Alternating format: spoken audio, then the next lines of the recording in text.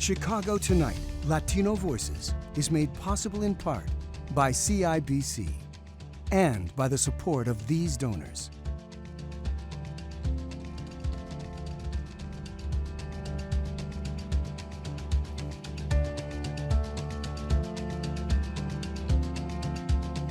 Good evening y bienvenidos to Chicago Tonight, Latino Voices. I'm Alex Hernandez of Primera Hora. We cherish weekday mornings on Univision Chicago.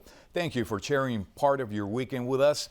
On the show tonight, this month marks the one-year anniversary of pandemic-induced shutdowns in Illinois. As we close out a difficult 12 months, we'll assess where we are now and what lies ahead.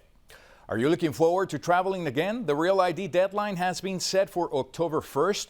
What you need to know if you like to fly domestically. Weaving, actually, textiles brought me back to music.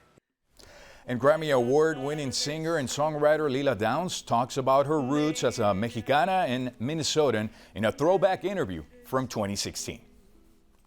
First off tonight, in March 2020, few could have predicted what devastation the COVID-19 pandemic would bring over the next year. More than 500,000 Americans dead, over 23,000 of them here in Illinois. Hospitals and healthcare workers pushed to their break point. Millions out of work, struggling to keep their families fed and housed. Now, vaccinations are bringing some light to what was a very dark landscape, but some challenges still remain. This is why tonight, joining us to talk about what the 12 months of COVID-19 have been and the months of recovery to come are Dr. Marina del Rios, Director of Social Emergency Medicine and Associate Professor in the Department of Emergency Medicine at the University of Illinois at Chicago. Dr. Juanita Mora as well, allergist and immunologist at the Chicago Allergy Center and volunteer spokesperson for the American Lung Association. And Dr. Evelyn Figueroa, Professor of Clinical Family Medicine at the University of Illinois College of Medicine and UIC Family Medicine Residency Program Director. To all of you, thank you very much for joining us tonight. You all are on the front lines of this pandemic and have been for this whole year. After all this time of treating patients, how far would you say we have come since March of 2020? And I'll start with you, Dr. Mora. I think we've come a long way. We know a lot more about the virus. What this pandemic, seeing it hindsight now in 2020, it was a period, I would say, of where it unveiled the health disparities that were already underlying, and it just magnified them for everyone to see. We saw hard-hit communities in the African American and Latino communities. We saw the number of deaths, the number of spikes hitting into the meatpacking companies, the tortillerias, so many other places, and so much fear in these communities and so much actual loss. And this actual lack of ability to navigate this pandemic. And now we see so much progression. We know more about the virus. We know more about the treatments. We're doing more to actually go into these communities and help these hard-hit communities as well too. So showing them a lot of light for these unsung heroes of the coronavirus pandemic. So let's say, Dr. Del Rios, you were pretty much the first person in Illinois to receive the vaccination back in December. And I remember that because we covered that story. I remember seeing you get vaccinated, and we're seeing it here in the images, you getting vaccinated. Looking back at these images, what did this represent to you back then? Well, for me, it was a bit of a sense of hope and seeing a light at the end of the tunnel. The tunnel's still very long. We're still making our way towards that light. We still need to get a lot more vaccines in people's arms. I'm happy to see that we're starting to be more purposeful in how vaccines are being distributed and really trying to pay more attention to our communities that were hardest hit by COVID.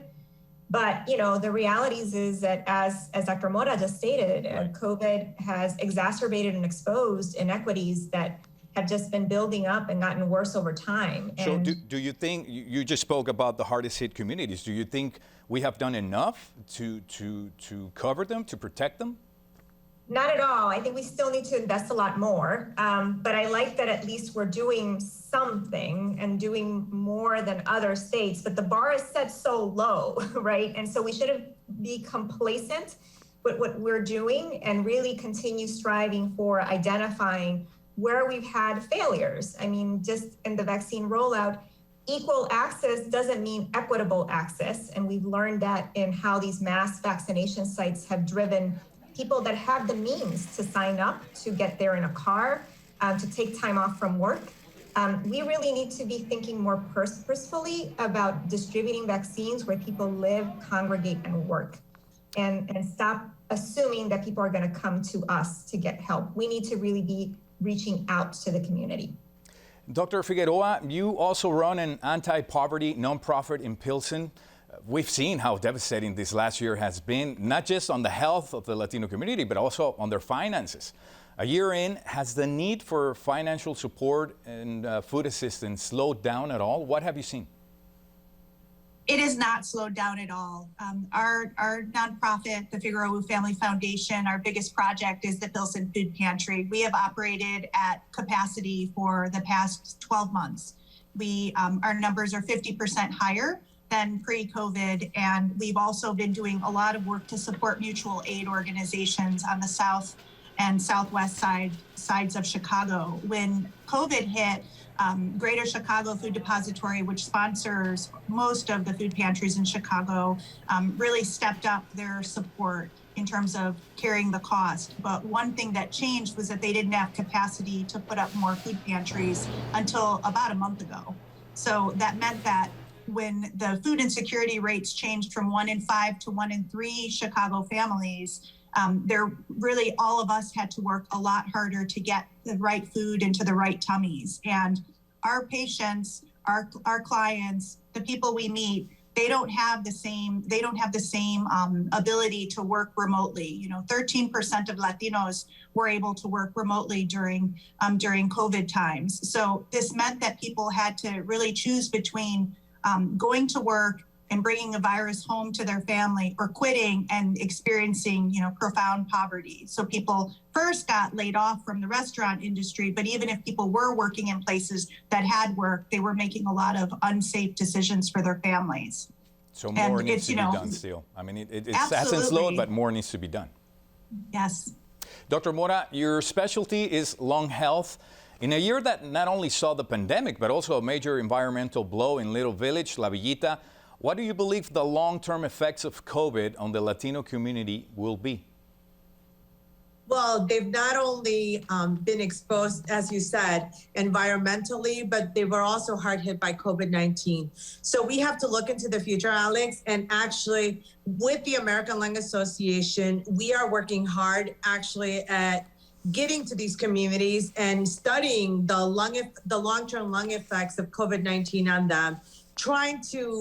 We have a lot of really good initiatives as well too, to clean the air. And I think as we go forward, and in order to prepare us for the next pandemic, Alex, we have to be prepared on a bigger basis by making everyone healthier, by dealing more with the environmental issues and cleaning the air, especially in these hard-hit communities that were already hard hit by the virus, and yet they're being hard hit with all these environmental issues and plants that are going up, et cetera, so that the long-term lung effects and lung health will be a lot healthier for the kids in these communities, as well as the adults and the older adults. Right. And I'm going to ask you this question to all three of you, so please help me keep it short. What has this last year taught you about people that you serve in your community? So I'll start with you, Dr. Mora, because you were already on it. Okay. What it has taught me is how far people are really, willing to go for in terms of getting that paycheck and getting their families fed. They were so scared of this virus, Alex, and yet they were going into work because they needed to feed their families. They needed their paycheck. They were being a lot of them in their factories being told, we're not going to give you PPE. And you don't have an actual immigration status in the US. So this is what we're doing. And you can either have a job or not have a job. And I remember standing up for so many of these people, and I have but utmost respect for them because they went all that extra mile. And now I want us to go back on a governmental level, federal level, et cetera, and help these hard-hit communities get vaccinated and navigate out of this pandemic. Thank you for that. Dr. Figueroa.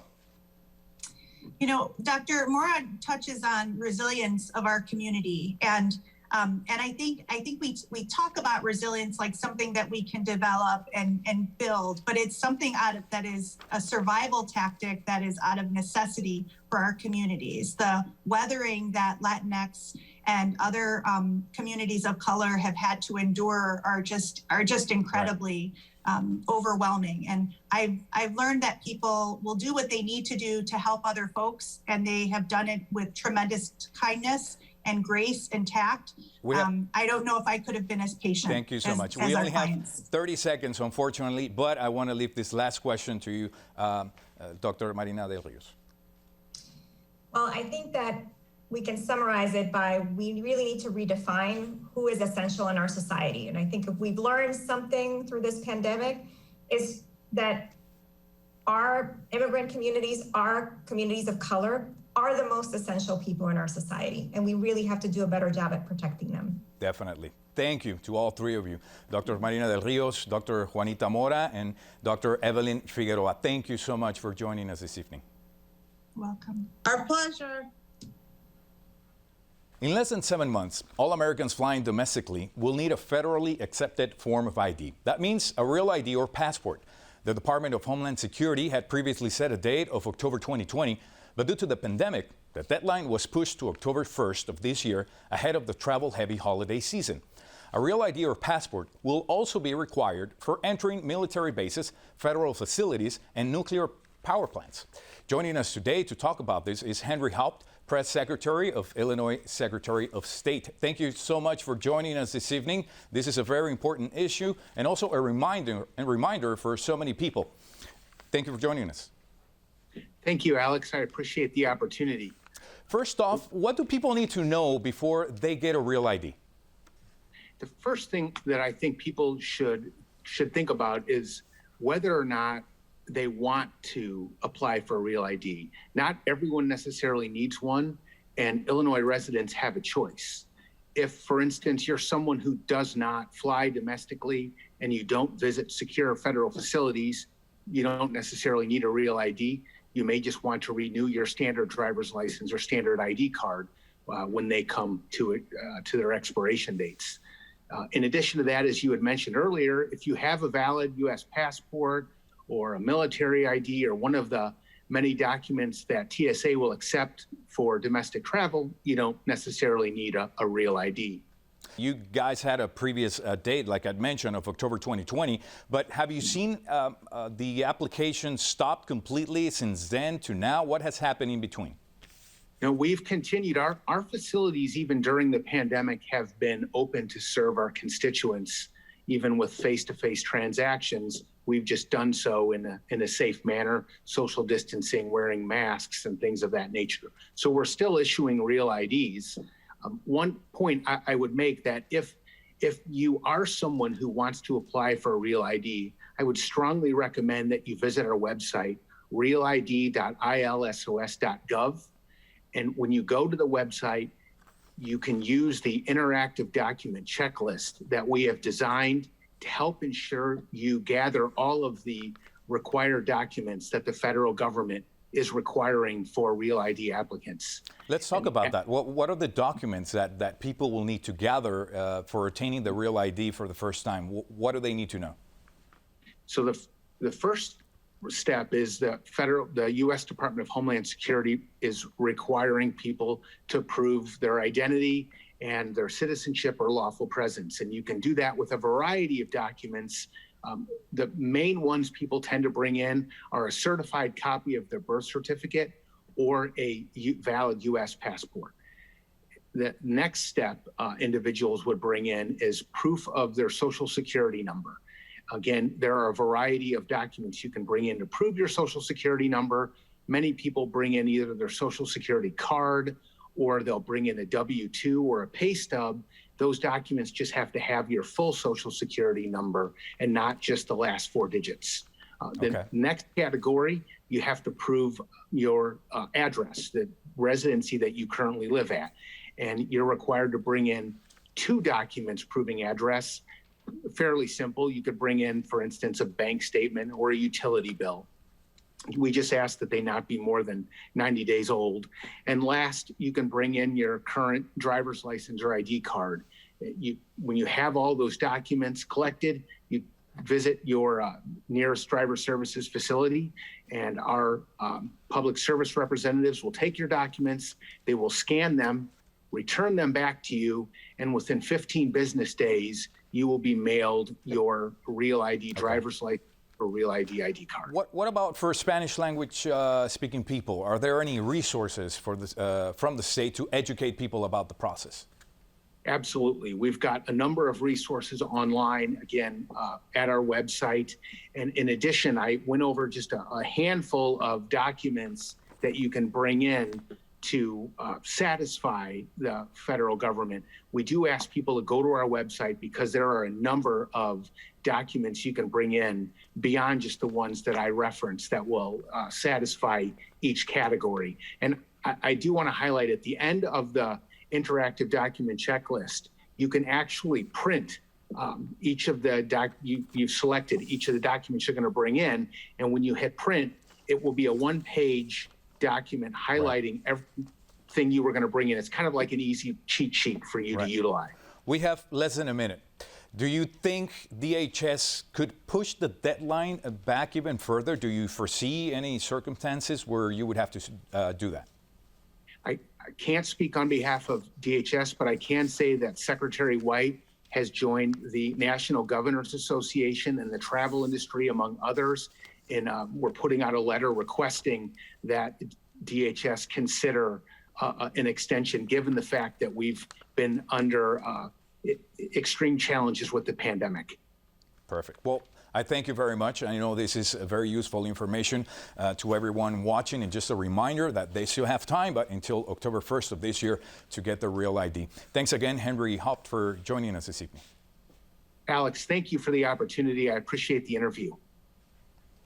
Up next, a throwback interview and performance with Grammy-award winning singer Lila Downs.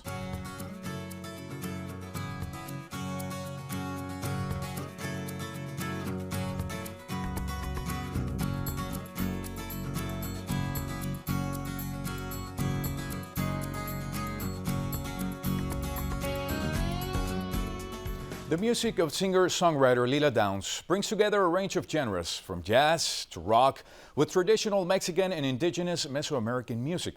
The fusion reflects her own blended roots. In this 2016 interview with Phil Ponce, the Grammy Award-winning artist recalls how her childhood in Minnesota helped bring her back to Mexico.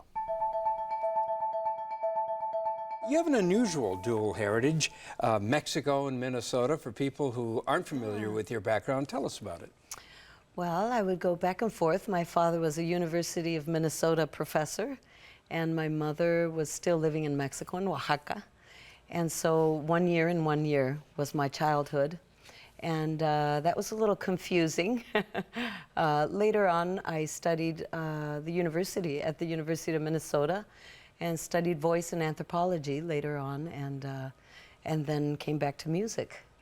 And when you say you came back to music, your mother was a singer. She was, And yeah. tell me about your mother's background, because it's interesting. Yeah, she's an amazing Indian woman. And the reason I say that is because a lot of times people don't know that our first language, many times in Mexico, as in other Latin American countries, is a Native American language. And hers is called Mixtec.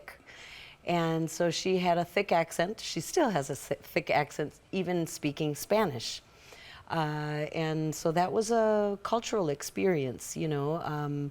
My mother ran away at 14 from her little Indian village, went to Mexico City, and became a liberated woman. Met my father later on. He was visiting what he said was a bar. My mother said was a cafeteria. And she was singing at this cafeteria, and he fell in love with her. And then 5 years later, I was born. There was a time in your life, you acknowledge, when you resisted embracing your heritage. What was the turning point for you? Wow, well, I think I had a moment of catharsis. I think that I dropped out. I was in college, and I followed around the Grateful Dead, and I I did some things that probably my mother isn't very proud of. I'm surprised you told her. She called me one time and she was like, I no longer have a daughter, and she hung up on me. So yeah, she was pretty upset. And that was really kind of the finding myself, I guess, story. And after that, I came back to college and I finished studying anthropology and weaving, actually. Textiles brought me back to music. Interesting. I know you're a big advocate of indigenous culture and peoples and language. How would you describe the state of indigenous people and culture in Mexico right now? It's very complex. There are many realities, of course, as we know, in all countries. We have many realities, depending on your education, on the access that you have to education. And so Oaxaca is a very interesting place because it has a great diversity. There are 16 different native groups. In Mexico, there are 64 native languages that are being spoken. And one of these beautiful things is that this expression is very much alive. I think as a child, Is it in danger, Lila, of some being languages watered are. down, disappearing? Some languages are, yes. Some languages have been dying for the past few years, yeah. But some are being spoken by millions of people, so. Speaking of your hometown, Oaxaca, it's been in the news recently because of a teacher strike there and violence between the government and teachers. There have been some deaths, unfortunately. Well, just overall, you've been critical of the government in Mexico. What are the hopes for Mexico in terms of turning itself around? I mean, all countries have problems. That's not to say, believe me, that this country is perfect. But what are your realistic hopes for your country? Well, I think we're living an interesting time right now because things are becoming so extreme. People are so far to the right, and many people are so far to the left. So, the critics of either sides are getting violent in many places, and I guess there's cycles in history when you look back at history and you see social movements. They're an expression of the need of change, I suppose. You've been pessimistic, though, about Mexico recently. I've seen some of your statements. Do you have any? I've been critical. Critical? I don't think, I would like to think of myself as an optimist. I think that my pessimist years have passed. Well, that's good. I'm hopeful. I'm hopeful. And here's Lila Downs now performing the classic canción ranchera, La Cruz de Olvido. Con el atardecer me iré de aquí, me iré sin ti. Me alejaré de ti con un dolor dentro de mí. Te juro, corazón, que no es falta de amor, pero es mejor así. Un día comprenderás que lo hice por tu bien, que todo fue por ti. La barca en que me iré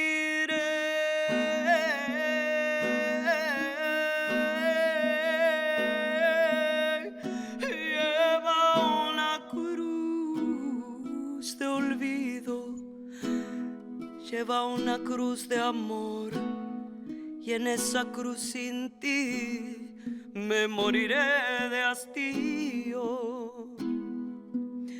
La barca en que me iré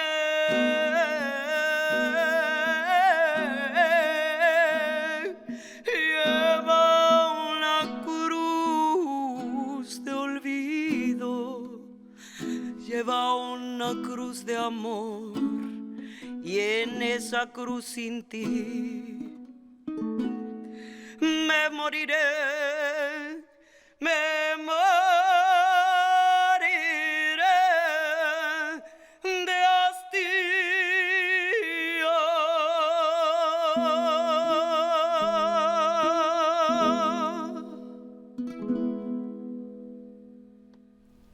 so many memories with that song. Well, that's our show for this Saturday night. Join Brandice Friedman tomorrow night for Chicago Tonight Black Voices. Community leaders call for more resources following a mass shooting in Greater Grand Crossing last weekend, and checking in with Black Theater Company to see how it's been managing during the pandemic. Also remember to tune in to Primera Hora on Univision Chicago each weekday morning at 5 and 6 a.m. Next week on Latino Voices, WBEC's Michael Puente will be here in the host chair. Now, for all of us here at Chicago Tonight Latino Voices, I'm Alex Hernandez. Thank you for sharing part of your weekend with us. Stay healthy, stay safe. Buenas noches.